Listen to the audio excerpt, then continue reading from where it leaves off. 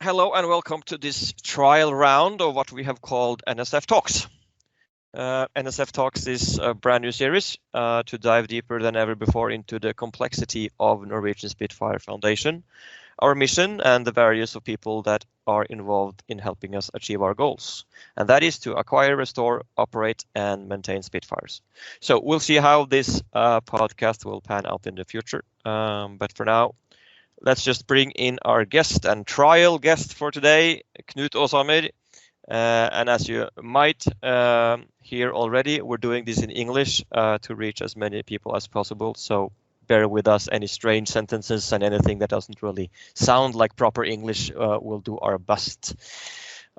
Just a little bit info on our guest. Knut is part of our PR section. He specifically deals with filming and video editing, and you have more than likely seen his work for NSF on YouTube. Knut has been with us for several years and have become a vital part of our media structure. So welcome, Knut. Thank you. Any first words you would like to tell the audience? Well, this is it's a privilege. I haven't actually done any podcasts before, so this will be interesting not just for the audience, forgive our English, but definitely for myself too, since now I have to come up with some clever remarks. Yes, good. Yeah. For those who do not know you, can you tell us a little bit about your background? I'm thinking like education or studies. Yeah. Yes. I began, my education is a bit going in both directions. People who follow me now might know that I am working towards becoming a professional pilot, a commercial pilot. But I started as a film student in Trondheim in 2011. I started education as a video producer, film critic. So it's basically a bachelor where you learn how to produce film and video and all the different details to it. So directing, audio recording, camera work, and film critics. So reviewing other films and analyzing them and so on. So that's my you could say my formal education. And during that time, my interest in aviation grew very much. Before I started this education, I basically had two dreams that both were kind of, both were very ambitious. One was either wanted to be an actor in theater or in film or anything to do with the creative arts. Mm. And the other one was to be a pilot. And those two things don't really mix well. I remember I also read in my studies that they made these psychological tests to find out what kind of persons are suitable or suiting different kinds of work. And they basically you have artists and painters on one end, and then you have engineers on the other. They don't really mix well, but it's interesting to see that most engineers too, they have a sort of a creative workflow too. I mean, you don't create something out of nowhere, even if it's a space shuttle or an airplane.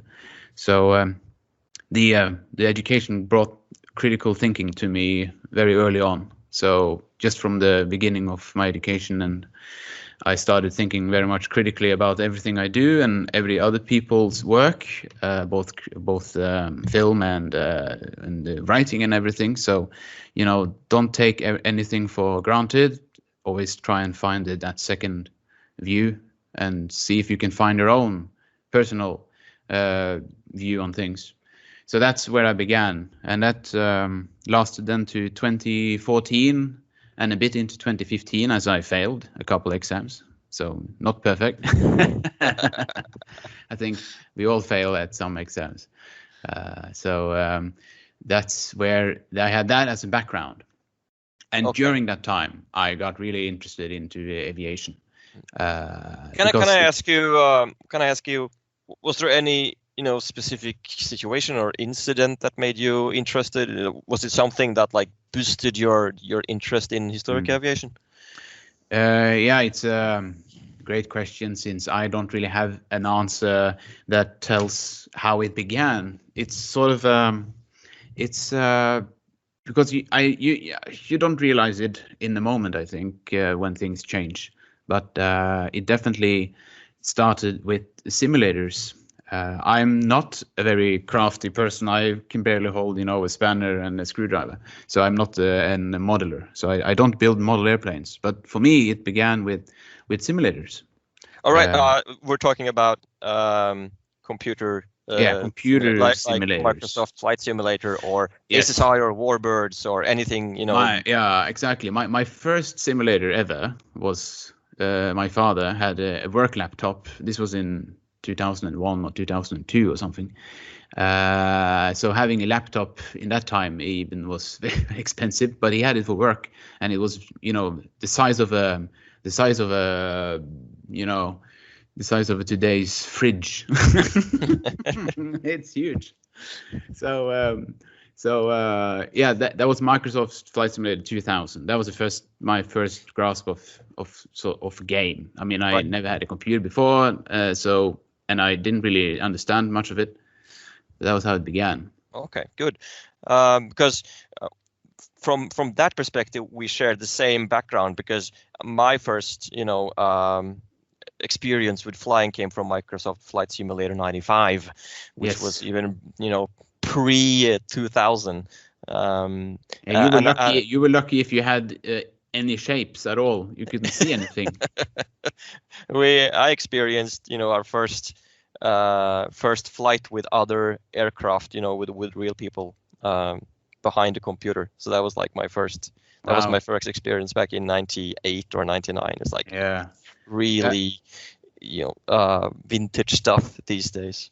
I mean, that is the amazing part, since my interest, I played Microsoft 2000 a lot on my own, but it really peaked when I got my own computer in the middle of secondary school. So that's when I was 14 years old or 15 years old, something around that. I got my first computer. So I had the choice to do what I wanted myself at my own time. Since my father, obviously, his computer was only available, maybe a couple of times a month. Did he have any interest in historic aviation, your father? No. But he needed to have an interest in aviation for schedules, because he was flying abroad internationally for business every week, like 3 times a week. So he needed to know every schedule. Like, when does the flight go from here to there at this time at this day? So he had everything in his head. Right.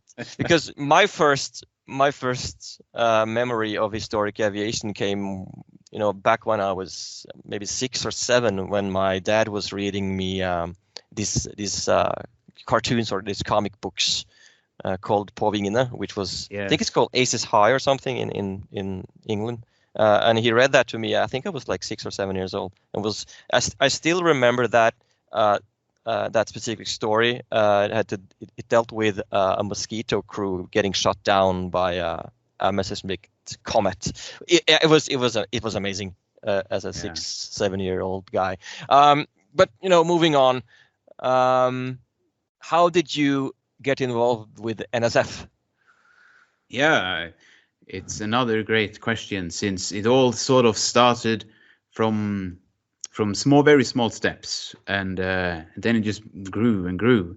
And I think where it began was with you. I mean, I think I contacted you. Really? Because I thought I was getting in touch with you because I saw those YouTube videos with Rolf Arne Berg. I have no idea. It's been so long. That's true. So you responded to those videos that I made. Again, that was a combination of what I said before. The simulators brought me into the historic aviation area, so flying Isle to Sturmovik and Cliffs of Dover, some old flight sims, and I made films in them. I wanted to recreate historical events, and one of them was the 331 Squadron with Rolf Annenberg as the main protagonist, obviously, since he is the most famous one of all the Norwegian pilots. And you saw it and you commented on it. And I think that sparked an interest in me that I wanted to work closer together and make more historical content. And that's when I realized that you were about to debut your Spitfire Glory book about Leif Lundsten. That's exactly what I thought. That's an avenue I can go. That's something that no one has done before yet. Sort of step-by-step visualization of a book. Usually it's either a large film or some kind of a review, but I want this to be sort of a page-by-page way. So we did that with Circus 267 and 2 more episodes. And the shooting down of the Junkers 88 in May of 1943. Yes, 8th of May, actually. So it was 8th of May. Yeah. And then you did one where he was test flying Spitfires from Chattis Hill. And exactly. And I think those 3 films sort of cemented my interest in, my dream of flying, which sort of didn't go on since I didn't have the education required. I applied for Tromsø, the flight school in Tromsø, but you need to have a maths degree and a physics degree from high school or whatever it's called in English, and I don't have that. So me neither. Yeah. So that's sort of and I started into film instead. That was my secondary idea. When do you remember when your first task or what you did for the first time? What did you do with NSF? Like what was your first task? The first thing I did was you invited me to Flydagen, or the annual air show at Kjeller in 2016. So we just finished the first episode, I think it was, of Leif Lundsten, Spitfire Glory, in February or something. And then you invited me to go to Kjeller. And I'd been at Kjeller once before, but not related to NSF or anything.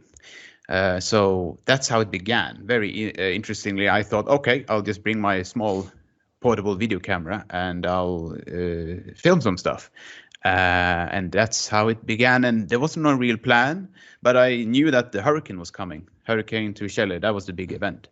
And that was huge for me, since I've been flying Hurricanes in simulators for like 4 years. So I was just breathtaken, by. I could only say wow. That was the only thing I could say when it passed the first time. So I guess that's how it began. And I put I'm sorry. We did go to Flying Legends that year too, didn't we? Yeah, exactly. And that's just how the things just rolled on like a roller coaster. It started very small with a little documentary series, and then started again with just a small introduction into the community at Kjeller, and from then on it just went like overdrive. Yeah, because we did realize that we had some photographers, but I'm not a very good photographer, but we had no video guy. And that was lacking within the foundation, because we need someone to document, but also to create art, which you serve a purpose quite well, because visualization and someone with a know-how to make these videos, which is basically, there are people within this community that really makes good videos, but overall it's sort of lacking, wouldn't you say? I think there is the truth is there are, and this is again back to when I was at university. The thing is starting to think critically and how you can make a difference, since there can be the good thing with today and modern technology is that everyone can make films, and the problem is that everyone can make films. So it means that you need to have a sort of you need to set yourself a higher standard and be very critical of what you do, Or else, if you don't have a threshold, you can just become dull and start to accept a routine. So I always try and think slightly different. Each time I make a video, it's a bit different, and I get usually criticized for that, which is funny. So it's funny to see when some people write comments that I didn't like that you put music here, or I just want to hear this or that, and that's interesting, since again it's different camps. Some people just want to hear the engines, and I want to include those people. And some people want to have a whole, or that's, I guess, me. That's more me. I want to have a full picture with the feelings and emotions I have when I'm editing it in the moment. And that usually includes music and a specific way of cutting it together. And that pace can be different from every time and every air show. So it's very dynamic. When I make something, it's never, I don't really have a plan ahead of time when I editing it. I have a plan before I start recording, where to be, what to do, where to mount stuff, what I need to focus on. But when I'm going to sit down and edit, it could take me a couple of weeks just to brainstorm what choice of music I'm going to use, or try and find that zone of editing. I don't want to be repetitive. It's very easy to be repetitive in an air show aspect, because you're on the sideline, you're watching the flight line, you're watching aircraft flying left to right, up and down, same path, because there's restrictions and you're always at the same side year after year. So I always look for ways to be inspired for each year, so it gets a bit different every year. We all remember 2017, and for those who do not know, that was when RR232 came over with the colors of Rolf Arneberg.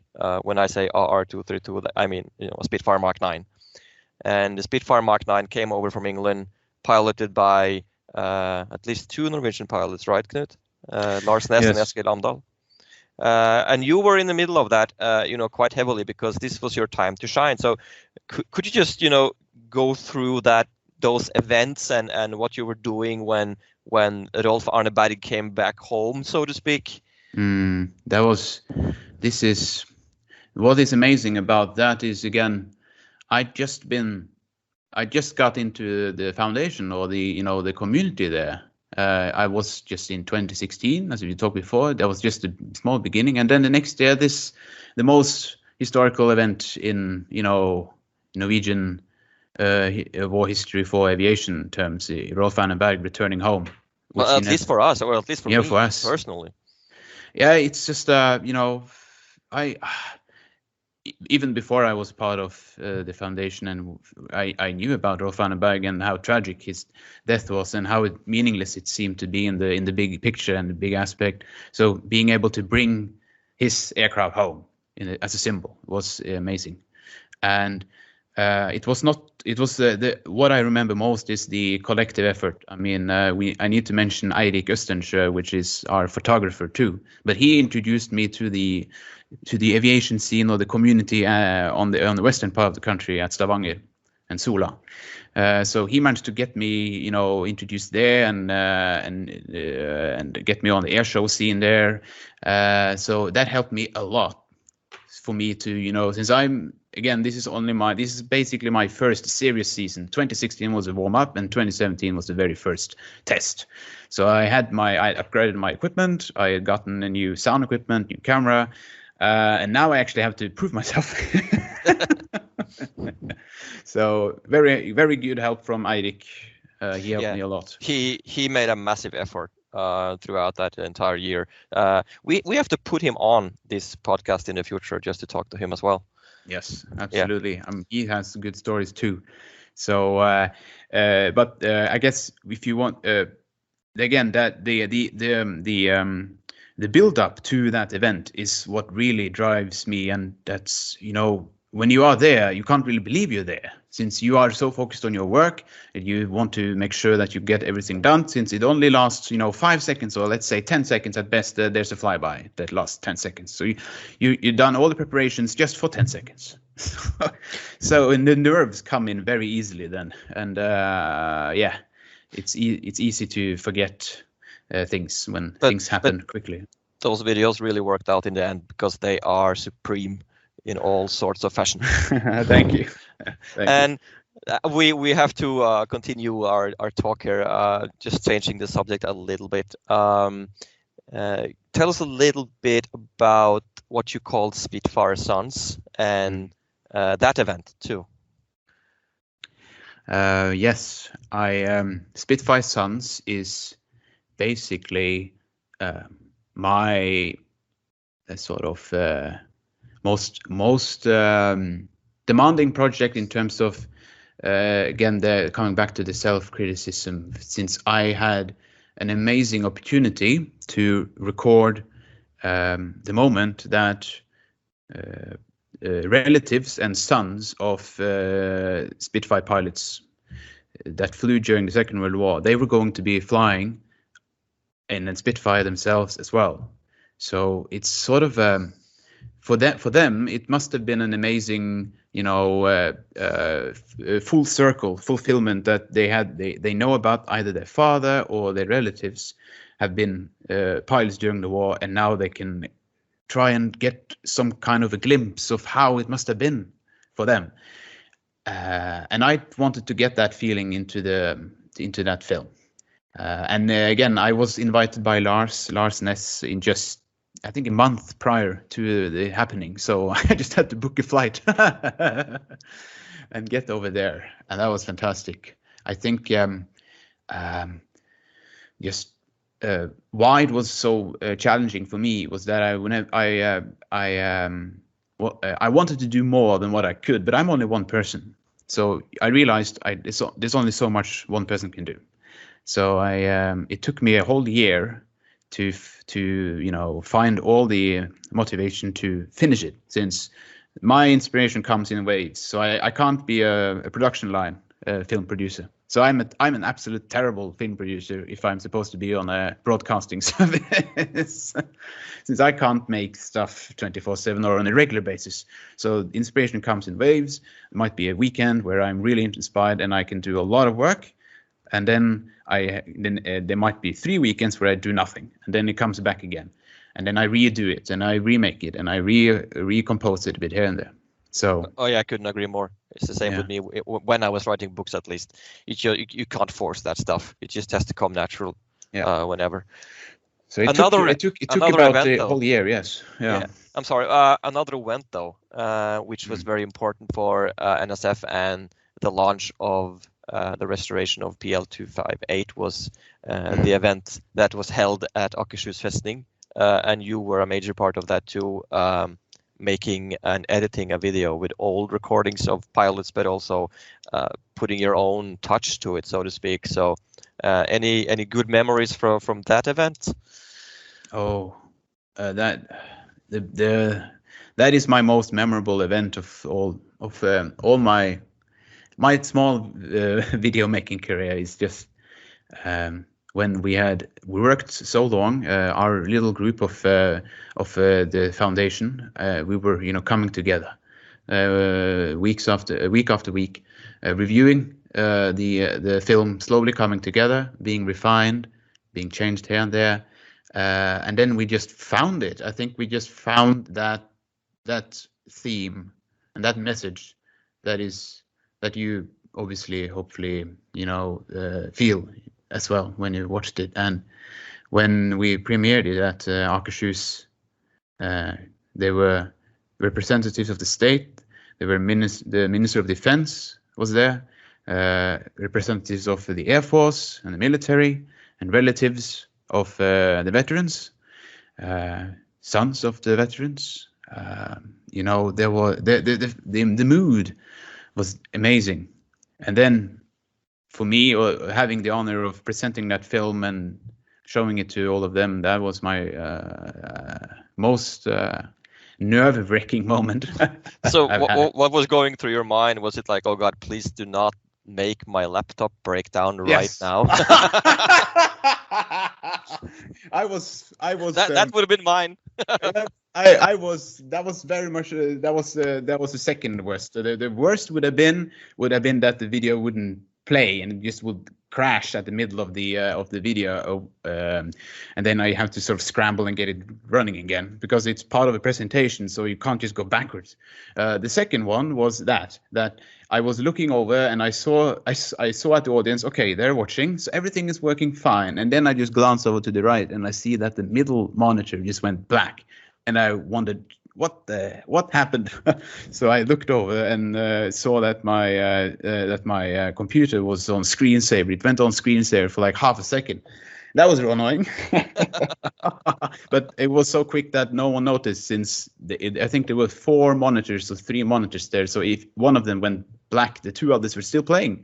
So that was good. So it didn't disappear. Well, yeah, sadly I wasn't there because I had some issues to deal with, but I think that what people remember from that event mainly was your video, because it sort of touched upon a certain nerve with people who's interested in the subject, but also with families, with relatives, and so I think everyone came away from that event with the video that you made, like in the back of their mind, wouldn't you say? I still remember Cliff Spink. He was going to have the presentation of the contribution of the Norwegian airmen or the Air Forces, 2 squadrons in the Royal Air Force after that film. And I remember hearing his words clearly. He said, "How am I going to overdo this? To do better than that?"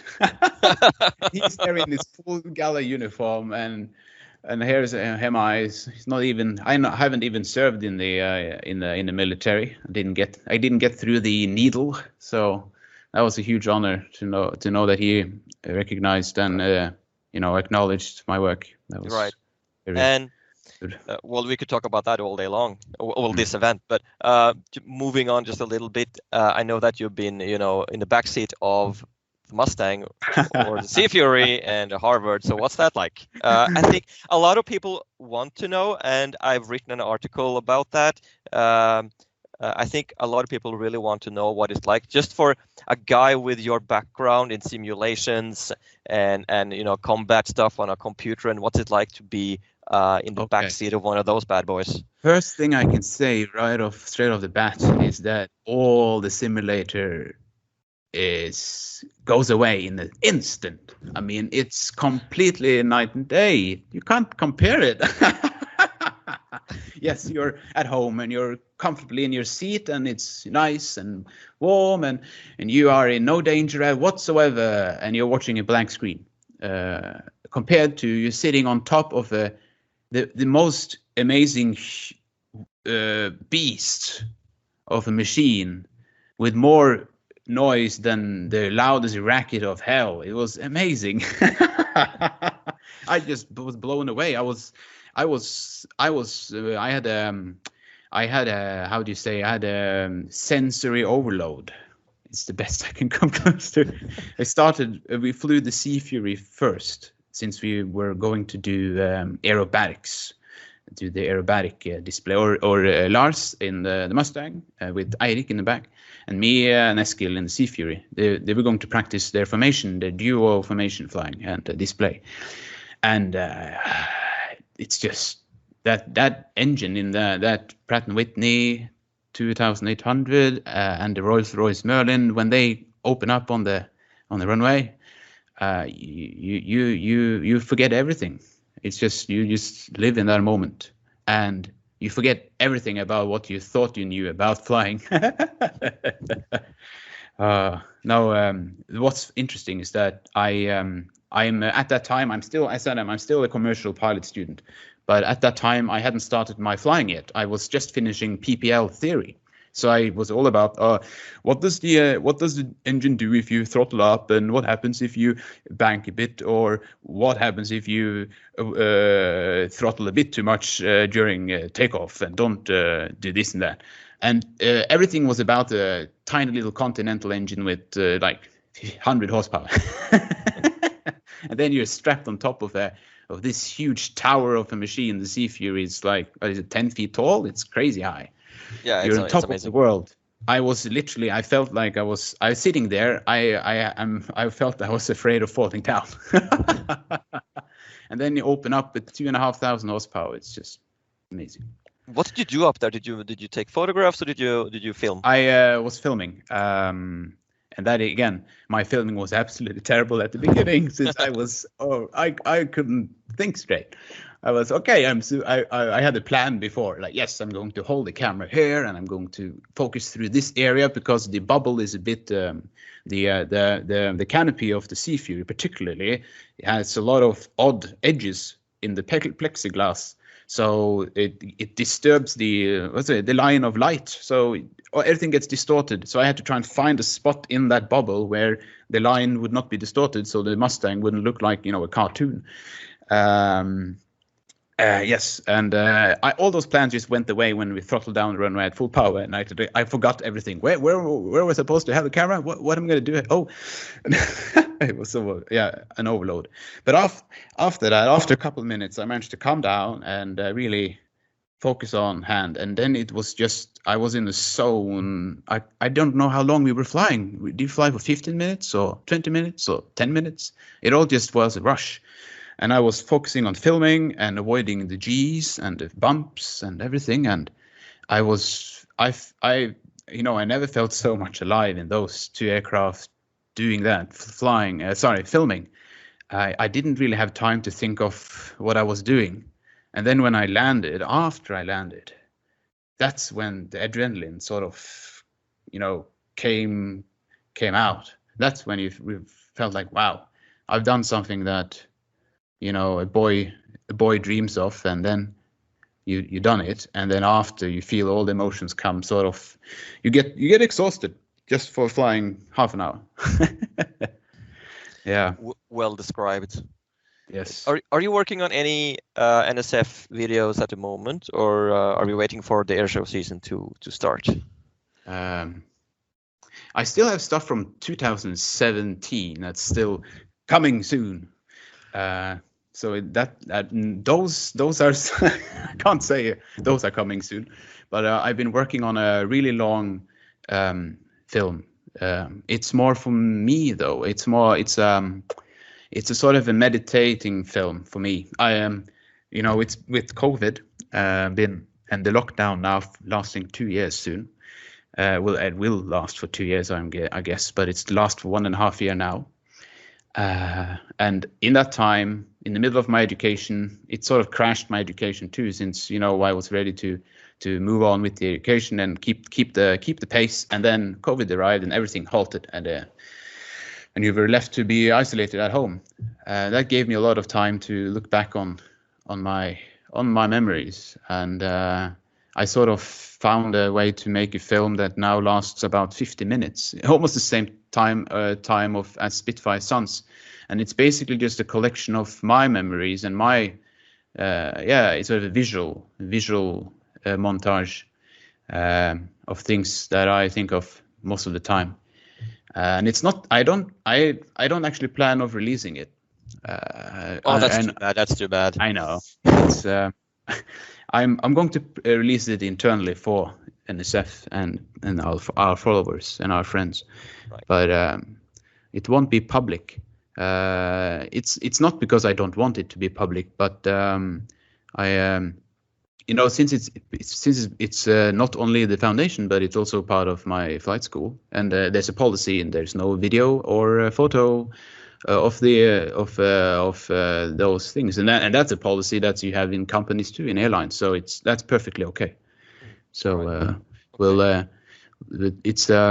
it's more of a, as I said, it's more of it's a sort of a meditatory. Can you say that, meditatory? But just making it is a meditation to me, that I can find some times in a weekend after studying a whole day. If I have the energy, I can do a bit of editing, and that's taken me about a year now to do this video. I see what you mean, because I just made a book for myself that I called it How to Write Books and Other Stories, and I just wrote a little bit of summary from each book I wrote, and put some photos in there from Duxford and from when I was a kid with Old Crow, the P-51 in the background, just sort of just to sum things up. When you see that there's there's a new chapter. I'm not saying that I'm not going to do any more books, but I don't have the time right now. So it's just like just to close that chapter. So I do see what you mean. So I think if I can add in there, it brought me like, why are we doing this? Why are we making these recollection videos or these photos or writing? It's because it matters to us, and especially now when we've been in lockdown for so long and we haven't been able to take part in it anymore. We've been away from air shows. We've been away from the people. I mean, the people are really what I love to be with. Is all the people that are like you, who are excited and interested in aviation and history, and all of us being together in one massive community like Legends and Battle of Britain show and our local shows in Norway. All those things are amazing, and it's been 1 year and might be a second year without it, and that's why I think that's how my shark film, the Memories of the Shark, that's how that came through in October of last year. It was when I realized that there's not going to be anything this, most likely next year either, and there's been nothing this year. So it was a sort of it was a counter reaction to all the studying. I needed to express something since I knew I was going to miss it for 1 year or maybe 2. Right. So coming out of this, in terms of COVID and stuff, what's your hopes for the future in terms of NSF and the restoration of PL258, and any thoughts on that? And one, yes, by the way, I do have a mystery question to round things off, so you have to prepare yourself for that one. But first of all, what's your hopes for the future? Yes, my hopes for the future personally is that I will finish the education more or less on time now. I am about a year delayed, combination of COVID and myself. You always underestimate how long it takes of everything from video production to whatever it is. Yeah, always underestimate it, and I certainly did that with my commercial training. So I'm about 3/4 of a year delayed. So I really want to finish commercial training so that I can move on and hopefully find a job, and that is obviously not very easy now with COVID and everything. But I'm hopeful that I'll find a little place that I can thrive as a pilot. My dream as a pilot is to be a bush pilot. That doesn't have to be a specific type of bush pilot, but I just want to fly in remote areas where people are dependent on aircraft to survive or to go where they need to go, or it's a sort of a lifeline, because there's no roads or there's no other network, so you need aircraft to get to there, and it's sort of a romantic feeling, but very exotic. Yeah, but let's see how realistic it is. I hope that is one of my goals to reach. And I'm talking to some instructors. They say, well, do that first. Don't do that second, since if you get into like an airliner and get comfortable, flying in a pressurized cabin, and you get food and service, and you fly on autopilot, and all the things, then you go to minus 40 degrees Celsius in freezing areas where it's cold and snow and ice. No, that's going to be more difficult to convert backwards. So yeah. So what about NSF though? Any ideas about the PL258 and the restoration? I really, really enjoy the way the PL258 is going. It is an aircraft with real history in terms of the people, all the ground crew and all the pilots. It represents all the united effort that the Norwegian forces did out abroad. It's not just the Air Force, but everyone who decided to make a decision to leave the country or flee the country during occupation, travel all around the world to make a difference and make Norway free again and make it the way we want it as our own country. And I think it represents that will to take the decision, which is full of risk and full of danger. And just thinking if I was supposed to be in the same situation, would I take that decision? That's where I think the appeal to Farmate comes in, as all those people from the ground crew up to the Air Force, to the merchant seamen, to the commandos, to the saboteurs, everyone, they made a decision to make a difference, despite of the dangers.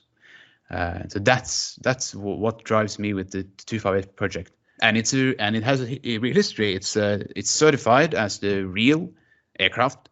It even had the serial number on the parts. So yeah, it's amazing.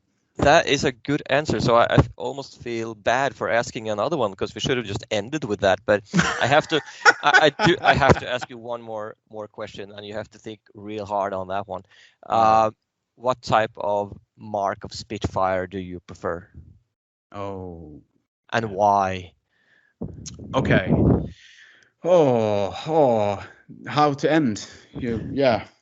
I love the PR Spitfire, the E01. I love it because it's sort of the Mark 9 that's all made for as a racer. It's clean and sleek, and it's like a perfect machine for a pilot. It's it's a extension of the human spirit to go up and fly. I feel like the PR11 is beautiful, but as a fighter, that it was its primary role as an interceptor, to climb as high as possible and get down and shoot incoming aircraft as a defensive fighter. I really love the Mark 1 too, but again, I'm thinking again of how would I have been? How would I have coped as a fighter pilot in the Norwegian squadron? It would have been the Mark 9. That's what they flew. Oh, now you're on 3 Spitfires. I said just one. Yeah, well, I will have to end it with the Mark 9. I'm boring. Mark 9, but it's because there are it's all about the history of the people. It's not the plane. It's what all those airmen did, and the stories they told while flying or servicing one, or being around a Mark 9 is basically telling the stories of people, and that's why I prefer the Mark 9. Fantastic answer. Okay, so this is a trial round. We do think it went quite well, but we're gonna end it now. We've been talking for about 45 minutes or something. Wow, that went quick. Yeah, and any last words? I'm okay. I don't have any last words. You answered my most important question with the Mark 9. So I think hopefully we'll see more videos from you in the future. Yes, I think I can end by saying that I'm absolutely incredibly humbled to be part of this incredible community. There's nothing else I want to be than to be here and tell the stories of all those people, and everything we do is full of passion. That's what's wonderful, is that we want to do things for passion and for dreams, and not for profit. Right. That is beautiful. That is good words. That is good last words. Okay, so from NSF Talks, we'll just say bye for now. Goodbye.